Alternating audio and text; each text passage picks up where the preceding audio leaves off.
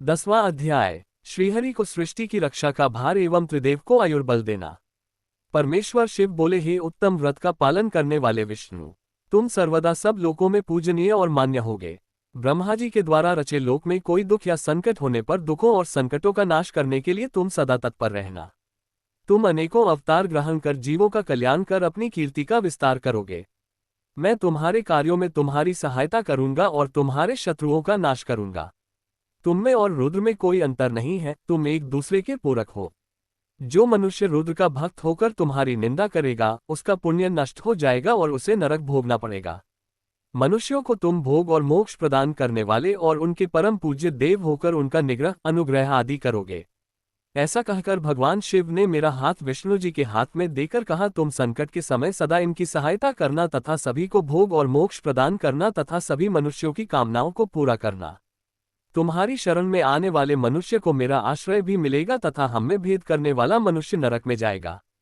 ब्रह्मा जी कहते हैं, देवर्षि नारद, भगवान शिव का ये वचन सुनकर मैंने और भगवान विष्णु ने महादेव जी को प्रणाम कर धीरे से कहा, हे करुणानिधि भगवान शंकर, मैं आपकी आज्ञा मानकर सब कार्य करूंगा।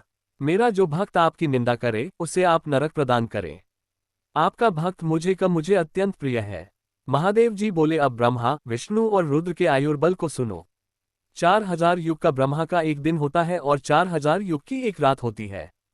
30 दिन का एक महीना और 12 महीनों का एक वर्ष होता है। इस प्रकार के वर्ष प्रमाण से ब्रह्मा की 100 वर्ष की आयु होती है और ब्रह्मा का एक वर्ष विष्णु का एक दिन होता है।